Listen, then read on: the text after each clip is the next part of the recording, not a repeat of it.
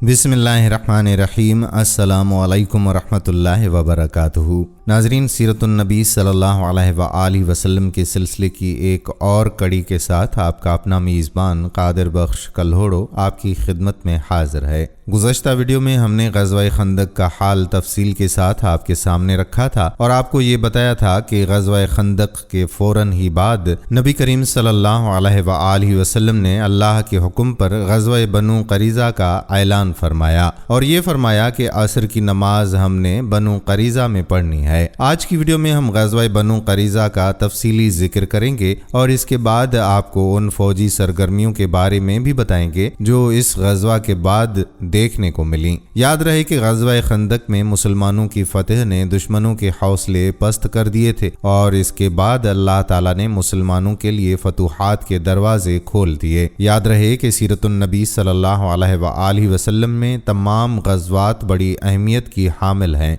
आज की वीडियो में हम ग़ज़वा बनु क़रीज़ा का जिक्र करेंगे और इसके अलावा सुलह हुदैबिया का भी जिक्र करेंगे। आज ही की वीडियो में ये सब जिक्र आपको सुनने को मिलेगा जिसकी अहमियत सीरतुन्नबी सल्लल्लाहु अलैहि वसल्लम में बहुत ही ख़ास है। यूँ आज की वीडियो निहायत ही अहम होने वाली है, लिहाजा वीडियो को बग़ैर स्किप किए आखिर तक देखिएगा और शेयर भी कर दीजिएगा। दोस्तों, वीडियो का आगाज़ होने को है, बस आपसे दरख्वास्त ये कि चैनल को सब्सक्राइब करें और साथ ही लगे बेल के बटन को भी प्रेस करें ताकि आपको मुस्तकबिल में हमारी अपलोड होने वाली मज़ीद मालूमाती वीडियोस का नोटिफिकेशन मिलता रहे। अजीज़ दोस्तों, याद रहे कि जिब्राइल अलैहिस्सलाम के हुक्म पर नबी करीम सल्लल्लाहु अलैहि वसल्लम ने फ़ौरन ग़ज़वा बनु क़रीज़ा का ऐलान फरमा दिया था और इस ऐलान के साथ ही आप सल्लल्लाहु अलैहि वसल्लम ने मदीना का इंतज़ाम इब्ने उम्मे मक्तूम को सौंपा और सैयदना अली अलैहिस्सलाम को जंग का परचम थमाकर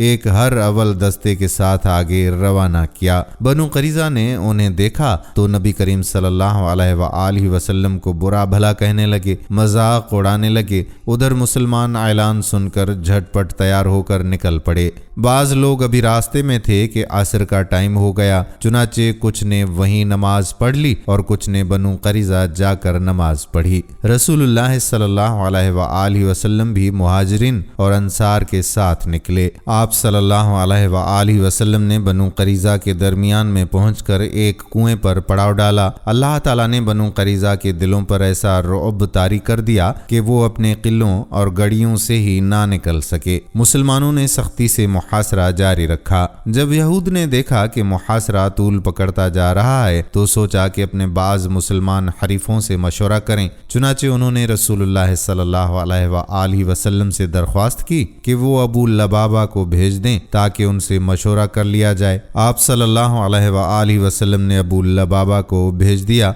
उनको देखकर मर्द हजरात उनकी तरफ दौड़ पड़े। औरतें और बच्चे उनको देखकर दिहाड़े मार मार कर रोने लगे। इस कैफियत को देखकर अबू लबाबा रज़ियल्लाहु ताला अन्हु पर रिक़त तारी हो गई। इस पर यहूद ने कहा कि क्या आप मुनासिब समझते हैं कि हम मोहम्मद सल्लल्लाहु अलैहि वसल्लम के फैसले पर हथियार डाल दें? उन्होंने कहा कि हाँ, यही करना चाहिए। साथ ही उन्होंने अपने हल्क की तरफ इशारा किया कि तुम तबाह कर दिए जाओगे। ताहम उन्हें फौरन एहसास हुआ कि ये इशारा करके उन्होंने अल्लाह और उसके रसूल सल्लल्लाहु अलैहि वसल्लम से खयानत की है। चुनाचे वहां से वापस लौटे तो सीधे मस्जिद नबवी सल्लल्लाहु अलैहि वसल्लम में पहुंचे थे। खुद को एक सुतून के साथ बांध लिया और कसम खाई कि अब मुझे रसूलुल्लाह सल्लल्लाहु अलैहि वसल्लम ही अपने हाथ मुबारक से खोलेंगे। रसूलुल्लाह सल्लल्लाहु अलैहि वसल्लम को इसकी इत्तला हुई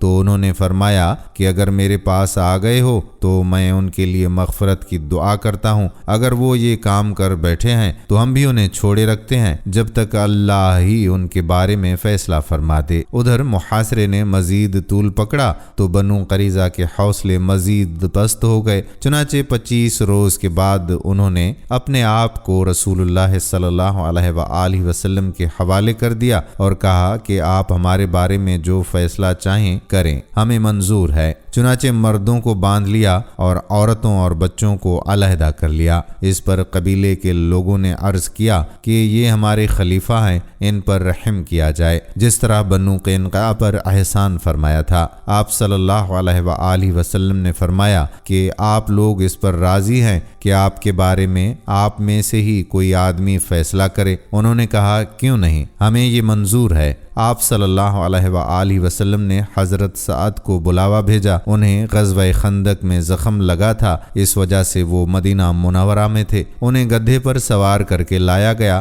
جب یہ رسول اللہ صلی اللہ علیہ وآلہ وسلم کے پاس پہنچے تو آپ صلی اللہ علیہ وآلہ وسلم نے فرمایا کہ اپنے سردار کی طرف اٹھو۔ چنانچہ یہ لوگ اٹھ کر ان کے استقبال کے لیے گئے۔ انہیں چاروں طرف سے گھیر لیا گیا اور کہنے لگے کہ آپ ہمارے حریف ہیں، ہمارے لیے اچھا فیصلہ کیجیے۔ سیدنا سعد خاموش تھے، انہوں نے ان کی بات کا کوئی جواب نہ دیا۔ جب وہ لوگ زیادہ اصرار کرنے لگے تو وہ بولے کہ اب وقت آ گیا ہے کہ سعد کو اللہ کے بارے میں ملامت کرنے پر کسی ملامت کرنے والے کی پرواہ نہیں۔ اس پر بعض لوگ مدینہ منورہ لوٹ آئے اور قیدیوں کی موت کا اعلان کر دیا۔ جب سعد رضی اللہ تعالی عنہ اترے تو انہیں بتایا گیا کہ بنو قریظہ ان کی ثالثی پر متفق ہیں، تو انہوں نے فیصلہ سنایا کہ مردوں کو قتل کر دیا جائے، عورتوں اور بچوں کو قید کر لیا جائے اور اموال تقسیم کر دیے جائیں۔ رسول اللہ صلی اللہ علیہ وآلہ وسلم نے فرمایا کہ تم نے ان لوگوں کے بارے میں وہی فیصلہ کیا ہے جو 7 آسمانوں کے اوپر سے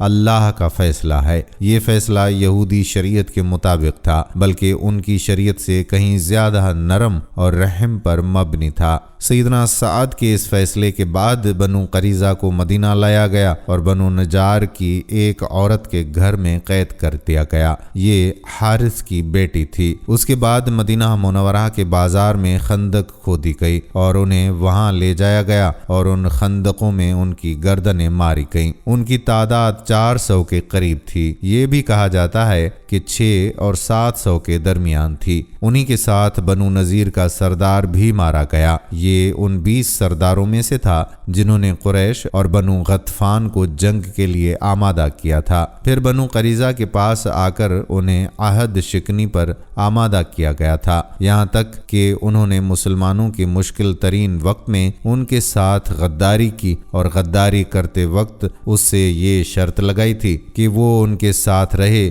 جو حشر ان کا ہوگا اس کا بھی وہی ہوگا۔ چنانچہ محاصرہ ختم ہونے کے بعد اور ہتھیار ڈال دینے کے بعد یہ بھی ان کے ساتھ قتل کر دیا گیا۔ دوستو، روایات کے مطابق جب بنو قریظہ کا کام تمام ہو گیا تو بندہ صالح سعد بن معاذ کی دعا قبول ہو گئی۔ وہ مسجد نبوی کے خیمے میں تھے تاکہ نبی کریم صلی اللہ علیہ وآلہ وسلم پاس ہی سے ان کی عیادت کر لیا کریں۔ ایک دن ان کے اوپر سے ایک بکری گزر گئی، اس سے ان کا زخم تازہ ہو گیا اور پسلی کی ہڈی کے پاس سے خون بہنے لگا۔ اس قدر خون جاری ہوا کہ ان کی موت واقع ہو گئی۔ ان کا جنازہ مسلمانوں کے ساتھ ساتھ فرشتوں نے بھی اٹھایا اور ان کی موت پر رحمان کا عرش لرز اٹھا۔ ادھر ابو لبابہ پر 6 راتیں گزر چکی تھیں۔ نماز کے وقت ان کی بیوی ان کو کھول دیتی تھی، اس کے بعد وہ پھر سے اپنے آپ کو باندھ لیتے تھے۔ آخر سیدہ ام سلمہ رضی اللہ تعالی عنہا کے گھر میں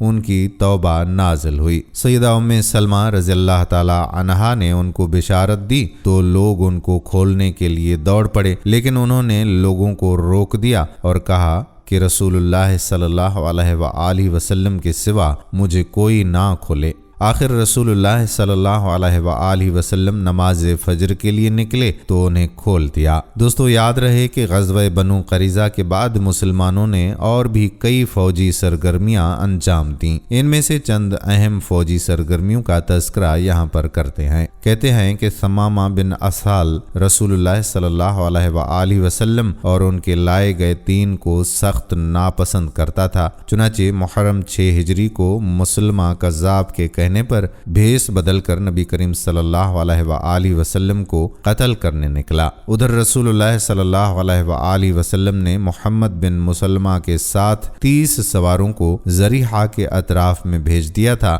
تاکہ بنی بکر بن کلاب کو تنبیہ کریں۔ ذریحہ بصرہ کے راستے میں مدینہ منورہ سے 7 رات کے وقت کے فاصلے پر واقع ہے۔ 3 سواروں نے واپس آتے ہوئے ثمامہ بن اسال کو دیکھ لیا، انہیں ان پر شک گزرا، چنانچہ گرفتار کر کے مدینہ منورہ لے آئے اور مسجد کے ایک ستون سے باندھ دیا۔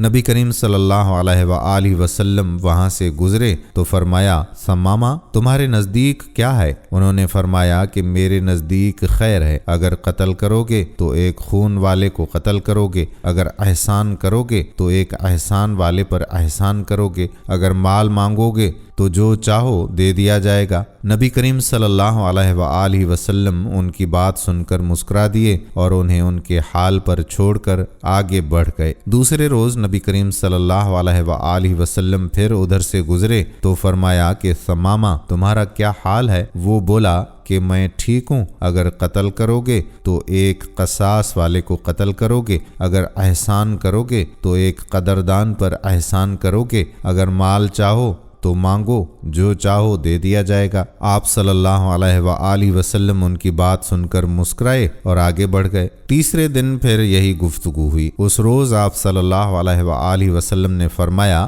ثمامہ کو چھوڑ دو۔ صحابہ کرام رضوان اللہ علیہم اجمعین نے انہیں چھوڑ دیا۔ اس کے بعد انہوں نے غسل کیا اور مسلمان ہو گئے۔ اسلام لانے کے بعد وہ بولے کہ اللہ کی قسم، اسلام لانے سے پہلے روئے زمین پر کوئی چہرہ آپ صلی اللہ علیہ وآلہ وسلم کے چہرے سے زیادہ قابل نفرت نہیں تھا، لیکن اب آپ صلی اللہ علیہ وآلہ وسلم کا چہرہ روئے زمین پر سب سے زیادہ محبوب ہو گیا ہے، اور اللہ کی قسم ہمیں اسلام لانے سے قبل کوئی بھی دین اسلام سے زیادہ ناپسند نہیں تھا، لیکن اب آپ صلی اللہ علیہ وآلہ وسلم کا دین تمام ادیان سے زیادہ محبوب ہو گیا ہے۔ واپسی پر سیدنا ثمامہ رضی اللہ تعالی عنہ عمرہ کے لیے مکہ گئے تو قریش نے انہیں اسلام لانے پر ملامت کی۔ اس پر وہ بولے کہ اللہ کی قسم، تمہارے پاس یمامہ سے گندم کا ایک دانہ بھی نہیں آئے گا جب تک رسول اللہ صلی اللہ علیہ وآلہ وسلم اس کی اجازت نہ دیں۔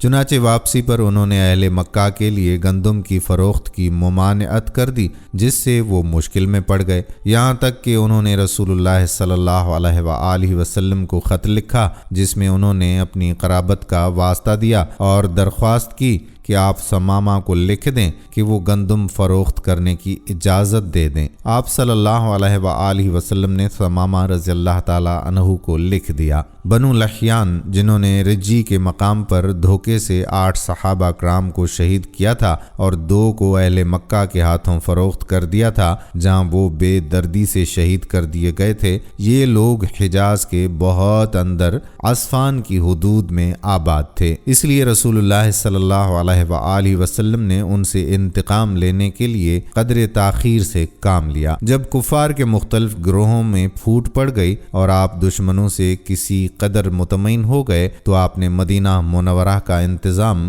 ابن ام مکتوم رضی اللہ تعالی عنہ کو سونپ کر 200 صحابہ اور 20 گھوڑوں کے ساتھ ربیع الاول 6 ہجری کو بنو لحیان کا رخ کیا اور یلغار کرتے ہوئے بطن غران تک پہنچ گئے۔ آپ صلی اللہ علیہ وآلہ وسلم نے شہید کیے گئے صحابہ کرام کے لیے دعائے مغفرت کی، 2 روز تک یہیں قیام فرمایا۔ ادھر بنو لحیان کو آپ صلی اللہ علیہ وآلہ وسلم کی آمد کی خبر ہو گئی، وہ پہاڑوں کی طرف بھاگ گئے، ان کا ایک بھی آدمی ہاتھ نہ آ سکا۔ پھر آپ صلی اللہ علیہ وآلہ وسلم نے عصفان کا قصد کیا اور 10 صحابہ کا دستہ بنا کر روانہ کیا تاکہ قریش ان کی آمد کا سبب سن کر مرعوب ہو جائیں۔ اس کے بعد آپ صلی اللہ علیہ وآلہ وسلم 14 دن وہاں گزار کر واپس مدینہ منورہ تشریف لے آئے۔ جمادی الاول 6 ہجری میں رسول اللہ صلی اللہ علیہ وآلہ وسلم نے حضرت زید بن حارثہ رضی اللہ تعالی عنہ کو 170 سواروں کے ساتھ روانہ فرمایا۔ اس قافلے کو روانہ کرنے کا مقصد یہ تھا کہ وہ شام سے آنے والے ایک قریشی قافلے کو پکڑیں۔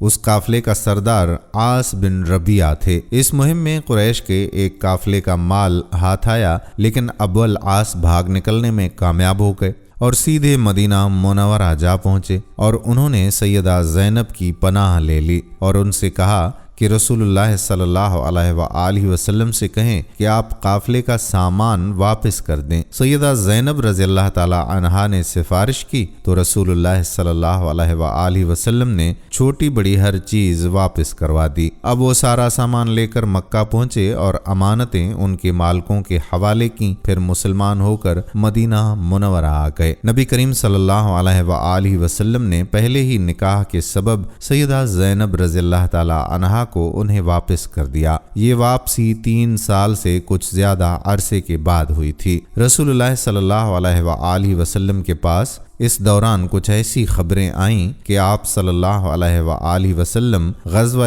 بنو مستلق کے لیے تشریف لے گئے۔ یہ غزوہ 5 ہجری یا 6 ہجری میں ہوا۔ بنو مستلق بنو قزا کی ایک شاخ تھی، اور یاد رہے کہ بنو قزا کے لوگ عام طور پر آپ صلی اللہ علیہ وآلہ وسلم کے خیر خواہ تھے، مگر یہ شاخ قریش کی طرفدار تھی۔ جب رسول اللہ صلی اللہ علیہ وآلہ وسلم کو معلوم ہوا کہ یہ لوگ آپ سے لڑنے کے لیے جنگ کی تیاری کر رہے ہیں، آپ نے اس خبر کی تحقیق کے لیے بریدہ بن حسیب رضی اللہ تعالی عنہ کو بھیجا۔ ان سے معلوم ہوا کہ خبر درست ہے، لہٰذا آپ صلی اللہ علیہ وآلہ وسلم نے مدینہ منورہ کا انتظام سیدنا زید بن حارثہ کو سونپا اور مستلق کی طرف یلغار کرتے ہوئے نکلے تاکہ بالکل اچانک ان پر ٹوٹ پڑیں۔ آپ کے ساتھ 700 صحابہ کرام تھے اور بنو مستلق اس وقت مریسی نامی ایک چشمے پر پڑاؤ ڈالے ہوئے تھے۔ آپ صلی اللہ علیہ وآلہ وسلم نے اس حال میں ان پر چھاپا مارا کہ وہ غافل تھے۔ بعض کو قتل کیا گیا، عورتوں اور بچوں کو گرفتار کیا اور مال مویشی پر قبضہ کر لیا۔ اس وقت شعبان 5 ہجری کے آخری دن تھے، اور یہ بھی کہا جاتا ہے کہ 6 ہجری کے شروع کے دن تھے۔ قیدیوں میں بنو مستلق کے رئیس حارث بن ابی زرار کی بیٹی جویریہ بھی تھیں۔ مدینہ آ کر ان کے اسلام لانے پر نبی صلی اللہ علیہ وآلہ وسلم نے انہیں آزاد کر کے ان سے شادی کر لی۔ اس پر صحابہ کرام نے بنو مستلق کے 100 گھرانے آزاد کر دیے۔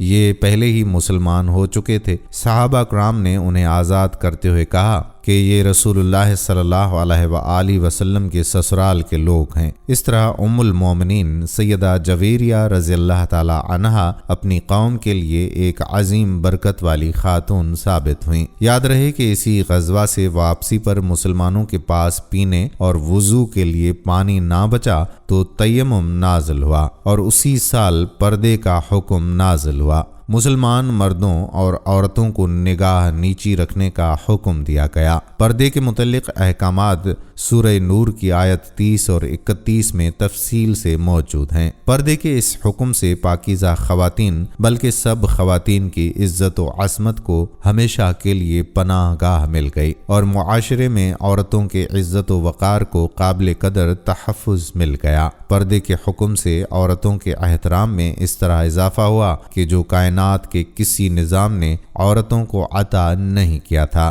خواتین کو اگر اپنا مرتبہ، حیثیت اور مقام پتہ کرنا ہو تو انہیں تعلیم اسلام کے راستے میں یہ سب کچھ میسر ہوگا۔ دوستو، چند سال پہلے تک اسلام کی راہ میں مشکلات کے پہاڑ حائل تھے، لیکن اب رسول اللہ صلی اللہ علیہ وآلہ وسلم کے اخلاق و تدبر اور مسلمانوں کے اخلاص، ایثار اور کوششوں سے وہ ایک ایک کر کے دور ہو گئے۔ اب اسلام کی ترقی کی راہ میں بس 2 ہی رکاوٹیں رہ گئی تھیں، ایک مکہ کے مشرک اور دوسرا خیبر کے یہودی۔ مکے کے مشرکوں سے آپ یہ چاہتے تھے کہ وہ اسلام کی تبلیغ کو امن و امان سے آگے بڑھنے دیں، اور جو لوگ خوشی سے اس حلقے میں آنا چاہیں انہیں یہ موقع دیا جائے۔ مکہ مکرمہ میں غریب اور کمزور عورتوں، بچوں اور بے بس مسلمان مردوں کو جن کو نظر بند کر رکھا ہے مدینہ منورہ آنے دیا جائے۔ مسلمانوں کو مکہ آنے جانے اور خانہ کعبہ کے طواف اور حج کی آزادی مل جائے۔ دوسری طرف رسول اللہ صلی اللہ علیہ وآلہ وسلم خیبر کے یہود سے صرف یہ چاہتے تھے کہ وہ اسلام کی طاقت کو تسلیم کر لیں۔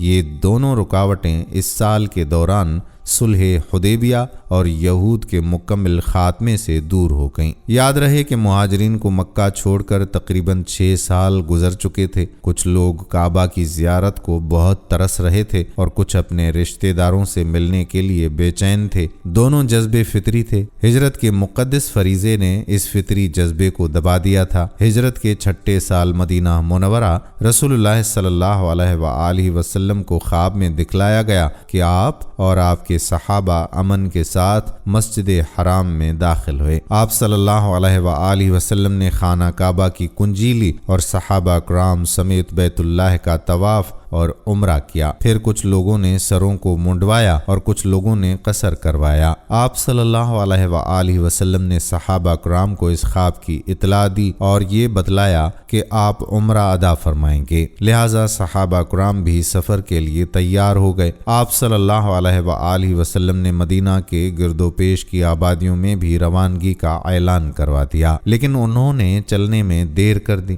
رسول اللہ صلی اللہ علیہ وآلہ وسلم پیر کے روز یکم ذی القعدہ 6 ہجری کو 1400 مہاجرین اور انصار کے ساتھ مدینہ سے روانہ ہوئے اور اپنے ساتھ قربانی کے جانور بھی لیے تاکہ لوگ جان لیں کہ آپ جنگ کے لیے نہیں عمرے کے لیے جا رہے ہیں۔ ذوالحلیفہ پہنچ کر جانوروں کو قلابے پہنائے گئے، ان کی کوہانیں چیر کر نشان بنایا اور عمرے کا احرام باندھا۔ نبی کریم صلی اللہ علیہ وآلہ وسلم نے سفر جاری رکھا۔ عصفان پہنچے تو آپ کو اطلاع دی گئی کہ قریش مسلمانوں کو بیت اللہ سے روکنے اور جنگ کرنے کا تہیہ کیے بیٹھے ہیں اور خالد بن ولید کو 200 سواروں کے ساتھ قرہ الامین بھیج دیا ہے تاکہ وہ مکہ آنے والا راستہ بند رکھیں، نیز اپنی مدد کے لیے حلیف قبائل کو بھی جمع کر لیا ہے۔ اس پر رسول اللہ صلی اللہ علیہ وآلہ وسلم نے صحابہ کرام سے مشورہ کیا کہ کیا کریں۔ یہ حلیف قبائل جو جمع ہوئے ہیں ان کے گھروں پہ حلہ بول دیں یا سیدھے بیت اللہ جائیں اور جو روکیں ان سے لڑ پڑیں۔ حضرت ابو بکر نے کہا کہ ہم عمرہ کرنے آئے ہیں، لڑنے نہیں، لہٰذا جو ہمارے اور بیت اللہ کے درمیان رکاوٹ بنے گا ہم اس سے لڑیں گے۔ آپ صلی اللہ علیہ وآلہ وسلم نے اس رائے کو پسند فرمایا۔ ادھر خالد بن ولید نے مسلمانوں کو ظہر کی نماز میں رکوع اور سجدہ کرتے دیکھا تو کہا کہ یہ لوگ غافل تھے، ہم نے حملہ کیا ہوتا تو انہیں مار دیا ہوتا۔ پھر انہوں نے طے کیا کہ عصر کی نماز کے دوران حملہ کریں گے، لیکن اللہ تعالیٰ نے ظہر اور عصر کے دوران نماز جنگ کا حکم نازل فرمایا۔ اس حکم میں وضاحت کی گئی کہ مسلمان جنگ کے دوران کس طرح سے نماز ادا کریں۔ اس طرح خالد بن ولید کے ہاتھ سے یہ موقعہ بھی جاتا رہا۔ رسول اللہ صلی اللہ علیہ وآلہ وسلم نے اس راستے کو چھوڑ کر ایک دوسرا راستہ اختیار کیا اور مکے سے نیچے داہنے ہاتھ چل کر حدیبیہ کے پاس پہنچ گئے۔ وہاں پہنچے تو آپ صلی اللہ علیہ وآلہ وسلم کی اونٹنی بیٹھ گئی۔ لوگوں نے اسے اٹھانے کی کوشش کی تو بھی وہ نہ اٹھی۔ ان لوگوں نے کہا کہ قصوہ اڑ گئی ہے۔ اس پر آپ صلی اللہ علیہ وآلہ وسلم نے فرمایا کہ قصوہ اڑی نہیں اور نہ یہ اس کی عادت ہے، بلکہ اسے اس ہستی نے روک رکھا ہے جس نے ہاتھی کو روک رکھا تھا۔ پھر آپ صلی اللہ علیہ وآلہ وسلم نے فرمایا کہ اللہ کی قسم یہ لوگ مجھ سے کسی ایسے معاملے کی طلب نہیں کریں گے جس میں اللہ کی حرمتوں کی تعظیم کر رہے ہوں، مگر میں اسے ضرور تسلیم کر لوں گا۔ اس کے بعد آپ صلی اللہ علیہ وآلہ وسلم نے اونٹنی کو ڈانٹا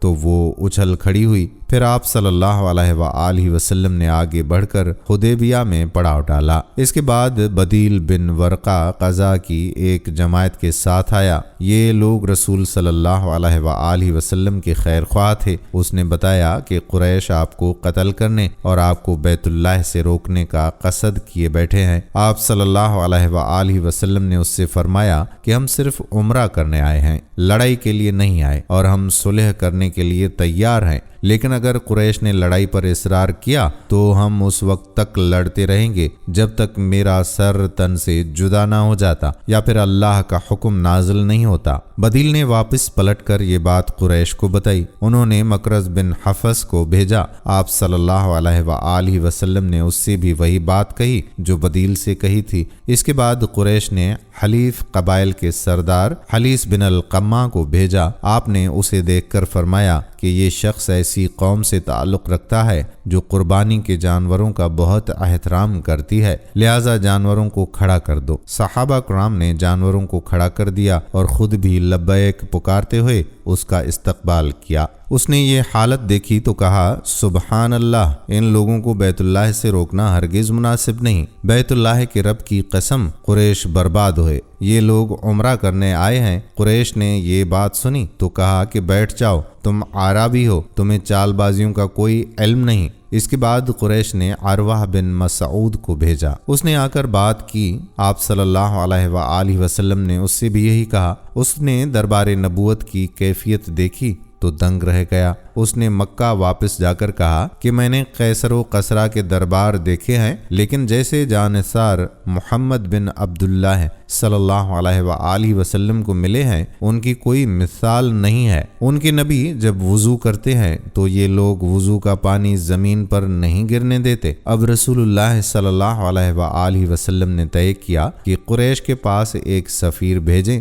جو انہیں یقین دلائے کہ آپ عمرے کے لیے ہی آئے ہیں۔ چنانچہ آپ صلی اللہ علیہ وآلہ وسلم نے حضرت عثمان کو روانہ کیا اور یہ حکم دیا کہ وہ مکہ کے کمزور مردوں اور عورتوں کے پاس جا کر انہیں قریب کی فتح کے بارے میں خوشخبری سنا دیں اور انہیں یہ بتلا دیں کہ اللہ تعالیٰ اپنے دین کو مکہ میں ظاہر اور غالب کرنے والا ہے، یہاں تک کہ کسی کو ایمان چھپانے کی ضرورت نہیں ہوگی۔ حضرت عثمان مکے کی پناہ میں داخل ہوئے اور پیغام پہنچایا۔ قریش نے سیدنا عثمان کو پیشکش کی کہ بیت اللہ کا طواف کر لیں۔ اس پر سیدنا عثمان نے فرمایا کہ یہ کیسے ممکن ہے کہ رسول اللہ صلی اللہ علیہ وآلہ وسلم کو تو بیت اللہ کے طواف سے روک دیا اور عثمان طواف کرے۔ پھر انہوں نے سیدنا عثمان رضی اللہ تعالی عنہ کو روک لیا۔ غالباً وہ یہ چاہتے تھے کہ آپس میں مشورہ کر لیں اور پھر اپنے جواب سمیت ان کو رخصت کریں۔ جب انہیں لوٹنے میں دیر ہوئی تو مسلمانوں میں یہ افواہ پھیل گئی کہ انہیں قتل کر دیا گیا ہے۔ چنانچہ قاصد کے قتل کا مقصد اعلان جنگ ہے، اس لیے رسول اللہ صلی اللہ علیہ وآلہ وسلم نے فرمایا کہ ہم لوگ اس جگہ سے ٹل نہیں سکتے جب تک ان کے لیے کوئی معرکہ آرائی نہ کر لیں۔ پھر آپ صلی اللہ علیہ وآلہ وسلم نے ایک درخت کے نیچے 1400 صحابہ سے بیعت لی۔ صحابہ نے بڑی گرم جوشی کے ساتھ موت پر اور میدان سے نہ بھاگنے پر بیعت لی۔ اس موقع پر رسول اللہ صلی اللہ علیہ وآلہ وسلم نے اپنا ایک ہاتھ دوسرے ہاتھ سے پکڑا اور فرمایا کہ یہ عثمان کا ہاتھ ہے۔ لیکن جب بیعت مکمل ہو چکی تھی اور حضرت عثمان رضی اللہ تعالی عنہ آ گئے تو اللہ تعالی نے اس بیعت کی فضیلت میں سورہ فتح کی آیت 18 نازل کی۔ یقیناً اللہ مومنین سے راضی ہوا جب وہ آپ سے درخت کے نیچے بیعت کر رہے تھے، اور وہیں سے اس کا نام بیعت رضوان مشہور ہوا۔ قریش نے اس بات کا سنا تو ان پر بہت زبردست رعب طاری ہوا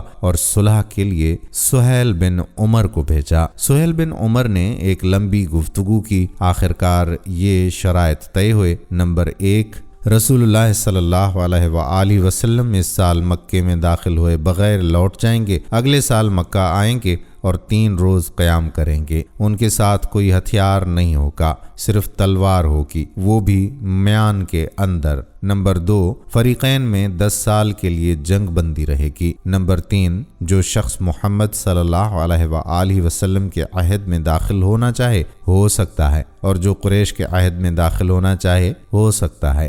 نمبر 4، قریش کا جو آدمی مسلمانوں کی پناہ میں جائے گا مسلمان اسے قریش کے حوالے کر دیں، لیکن مسلمانوں کا جو شخص قریش کی پناہ میں آئے گا قریش اسے واپس نہیں کریں گے۔ نمبر 5، اس کے بعد آپ صلی اللہ علیہ وآلہ وسلم نے سیدنا علی علیہ السلام کو بلایا اور فرمایا کہ لکھو بسم اللہ الرحمن الرحیم۔ اس پر سہیل بن عمر نے فرمایا کہ ہم نہیں جانتے کہ رحمان کیا ہے، آپ بسمک اللہم لکھیں۔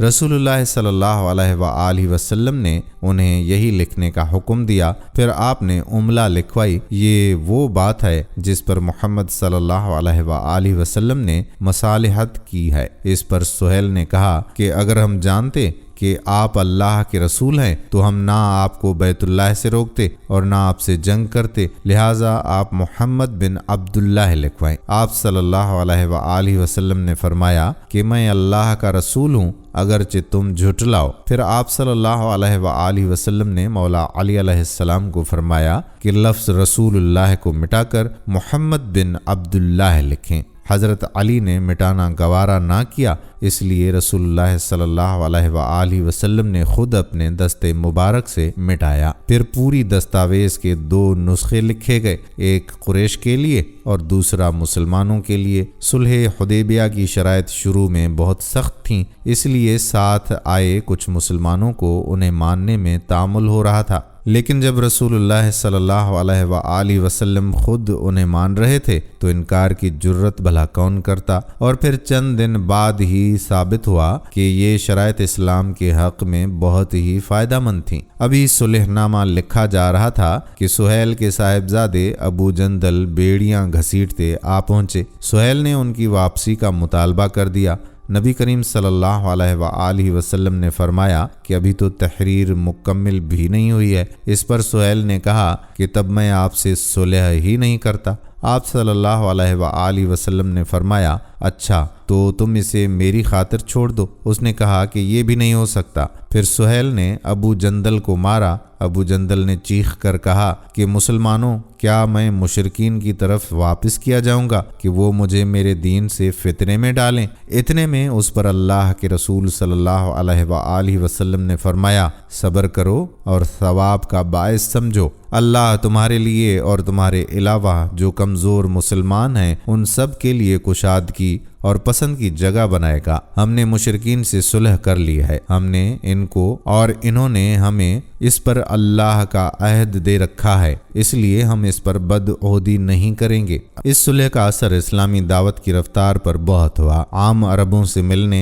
और उन्हें इस्लाम की दावत देने का मौका मुसलमानों को मिला। चुनाचे लोग बकसरत इस्लाम में दाखिल हुए और सिर्फ 2 साल में मुसलमानों की तादाद इतनी हो गई कि 19 बरसों में नहीं हुई थी। और तो और अकाबरीन कुरैश, जो कि कुरैश का निचोड़ थे, यानी अमर बिन आस, खालिद बिन वलीद और उस्मान बिन तलहा जैसे अफराद अपनी रुग़बत और मर्जी से इस्लाम में दाखिल होने के लिए मस्जिद नबवी आए, इस्लाम पर बैयत की और उसके रास्ते में जान, माल, इज्जत, ताकत और अपना सब कुछ कुर्बान करने का मुआहिदा किया। तब आप सल्लल्लाहु अलैहि वसल्लम ने फरमाया कि मक्का ने अपने जिगर गोशों को हमारे हवाले कर दिया। याद रहे कि नबी करीम सल्लल्लाहु अलैहि वसल्लम की जिंदगी का जो अगला मुआरका था वो खैबर का मुआरका था, जिसका तज़किरा हम अगली वीडियो में करेंगे इंशाअल्लाह। आपसे गुजारिश है कि जाने से पहले आप हमारी इस वीडियो को शेयर ज़रूर कर दें। हम उम्मीद करते हैं कि हमारी आज की वीडियो आपको पसंद ज़रूर आई होगी, और अगर आपको वीडियो पसंद आई है तो सबसे पहले तो इसको लाइक करें। अपनी राय का इजहार कमेंट सेक्शन में लाजमी कीजिएगा। आपसे एक बार फिर दरख्वास्त है कि अगर आपने हमारे चैनल को सब्सक्राइब नहीं किया तो सब्सक्राइब ज़रूर कर लें और साथ ही लगे घंटी के बटन को भी क्लिक कर दें ताकि आपके पास हमारी आने वाली मज़ीद मालूमाती वीडियोस का नोटिफिकेशन बर वक्त मिलता रहे। अल्लाह ताला आपको अपनी हिफ्ज़ व अमान में रखे। आमीन।